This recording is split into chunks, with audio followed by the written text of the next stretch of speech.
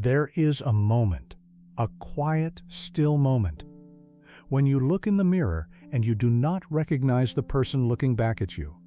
Not because you have changed so much on the outside, but because somewhere along the way, the world stopped treating you the way you used to be treated. And in that silence, a question rises up from somewhere very deep inside. Is this all there is left for me? My dear friend, if that question has ever visited you in the middle of the night, then what I am about to share with you today may change everything. Because growing old does not have to mean growing small.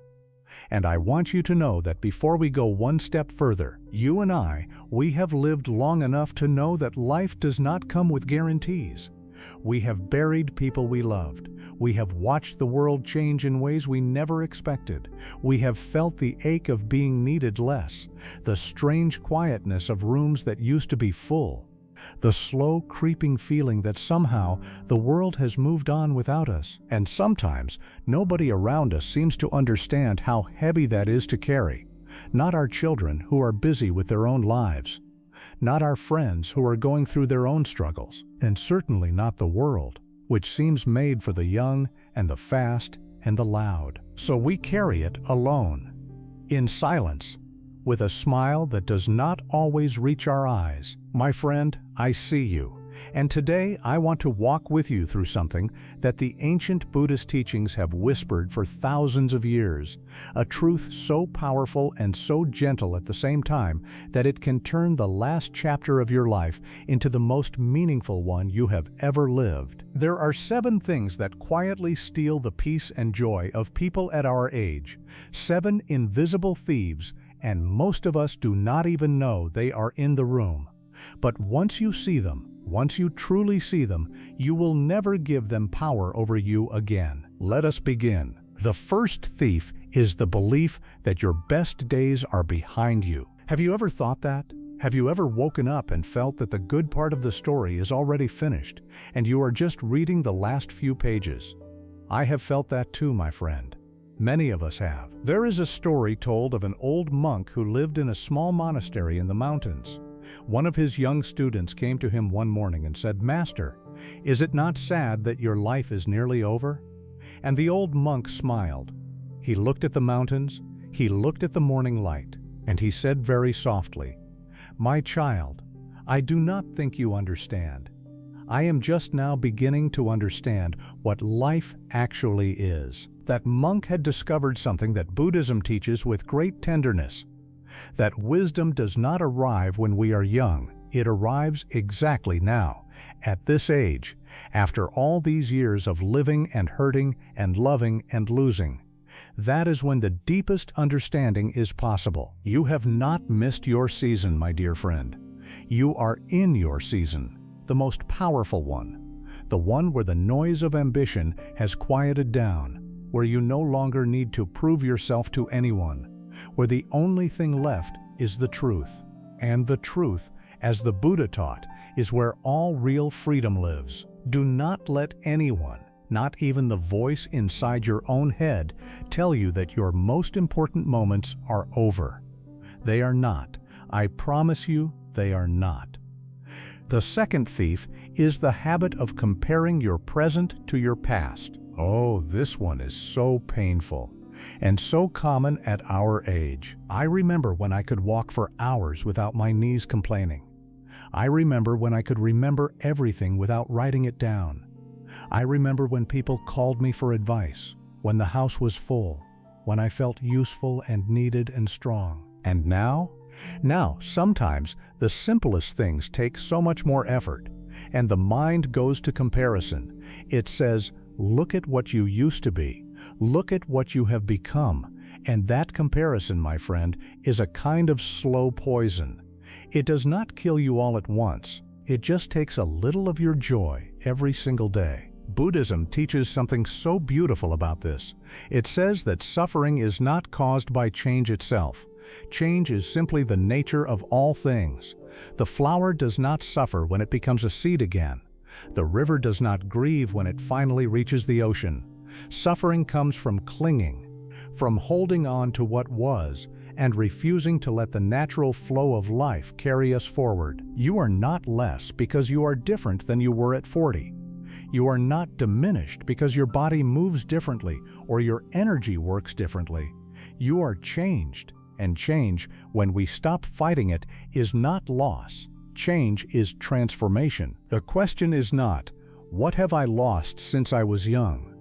The true question, the warrior's question, is, who am I becoming right now? Answer that, and watch how your whole world shifts. The third thief, my dear friend, is waiting for others to give you permission to be at peace. Waiting for your children to call more often before you allow yourself to feel loved.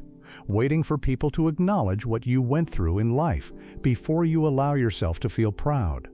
Waiting for someone to say, "You matter," before you believe that you do. I want to ask you something very gently, and I want you to really sit with it. How long have you been waiting? How many mornings have you woken up and looked toward the door, toward the phone, toward someone else, for the feeling that everything is okay? And how exhausted has that waiting made you? The Buddha spent years searching for peace in all the wrong places.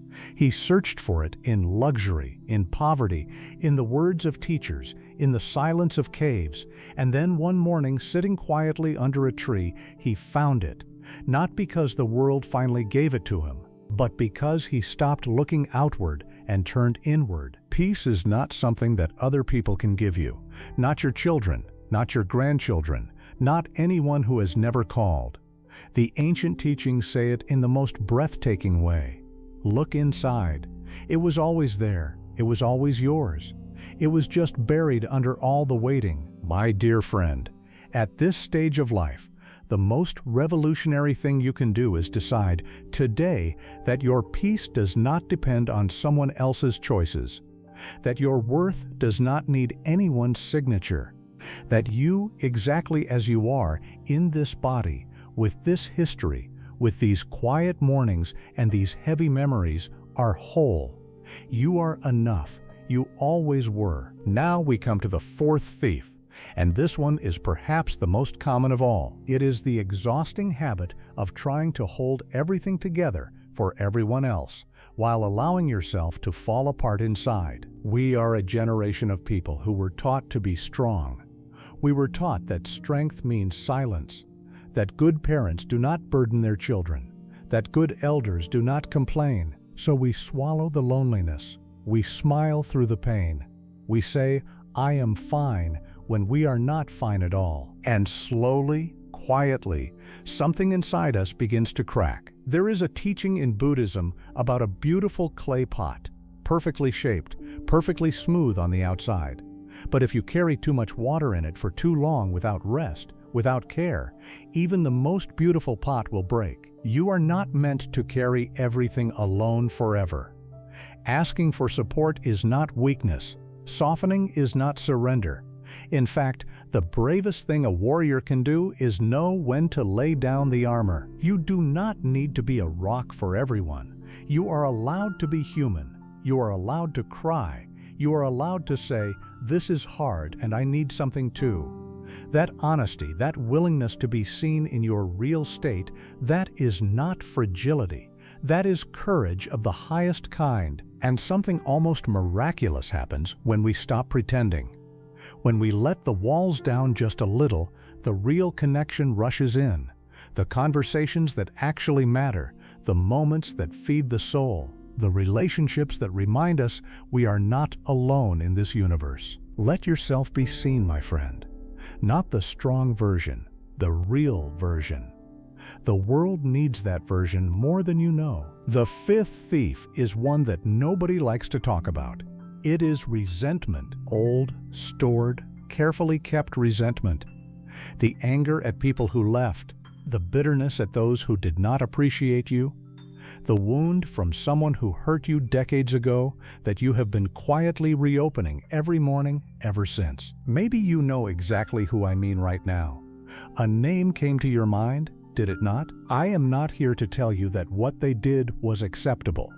Maybe it was not. Maybe what happened to you was deeply unfair, and I would never minimize that pain. But my dear friend, There is something the Buddha said that stopped me completely when I first heard it. He said, "Holding on to anger is like holding a burning coal in your hand with the intention of throwing it at someone else. You are the one who gets burned. That resentment is not hurting the person you are angry at. They have moved on. They may not even remember, but you are still holding the coal every day, and every day it burns just a little more of the peace that should belong to you in these years." Forgiveness is not a gift you give to the person who hurt you. Forgiveness is the act of setting yourself free. It is the most selfish thing you can do, in the most beautiful sense of that word. You do it for you, so that the last chapters of your life are not written in the ink of someone else's cruelty. Put the coal down, my friend, not for them, for you, for the peace you deserve, for the mornings that can still be beautiful if you let them be. The sixth thief moves very quietly. It is the fear of being a burden. So many beautiful souls at our age have stopped asking for what they need because they are terrified of being too much, of being inconvenient, of taking up too much space in other people's lives. So they sit with the pain alone. They do not ask for the ride to the doctor. They do not tell their children how frightened they feel some nights. They refuse the help that is being offered because some old voice inside says, "Do not be a problem. Do not be a burden. Be small, be quiet. Disappear gracefully." My dear friend, that voice is not wisdom. That voice is a wound. The Buddhist tradition honors its elders with a reverence that the modern world has largely forgotten. Ancient teachings speak of the elder as the keeper of the Dharma, the living library of wisdom, the lantern that lights the path for those who come after. You are not a burden to the people who love you. You are a treasure they do not yet fully know how to appreciate. And even in those moments when the people around you are too busy, too distracted, too caught in their own lives to see what you carry, you can give yourself permission to need, to ask, to reach. There is no shame in any of that. You spent decades giving. You filled so many cups. It is not weakness to allow your own cup to be filled now. It is simply the natural balance of a life lived fully and honestly. And now we arrive at the seventh thief, the most dangerous one, the one that waits in the silence of early mornings and the stillness of sleepless nights. It is the belief that your spiritual life, your inner life, must wait, that you will get to the deeper things later, that there will be a better time to sit quietly, a better time to pray, a better time to ask the questions that really matter, a better time to make peace with the life you have lived. But my friend, you and I know something now that we did not know when we were 30. We know that later is never guaranteed. And we know that no amount of outer achievement ever truly filled the deepest hunger inside. Buddhism asks just one thing of us, just one. And it is so simple and so terrifying at the same time. It asks us to be present, fully, completely present to this moment. This breath, this morning, this life, not the life we wish we had lived, not the life we are afraid of losing. This life, right now, the one that is still breathing, the one that still has the capacity for joy and stillness and unexpected beauty, this life is still yours. The great teacher Thich Nhat Hanh once said something I will never forget. He said, "The present moment contains past and future. The secret of transformation is in the way we handle this very moment, not tomorrow, not when the children visit, not when the pain is less or the loneliness is less or the fear is less. Now, this moment. This is where your warrior's life begins." My dear friend, we have come through all 7 thieves together. The belief that your best is behind you, the trap of comparing your present to your past, the exhausting wait for permission to be at peace, the weight of holding everything together alone, the burning coal of resentment, the silent fear of being a burden, and the postponed inner life. And now I want to tell you something that I want you to hear with your whole heart. You are not too old to transform. You are not too broken to heal. You are not too tired to find peace. You are not too small to matter. You are not too far along in your journey to discover something completely new and completely beautiful about who you are. In Buddhism, there is a concept called beginner's mind.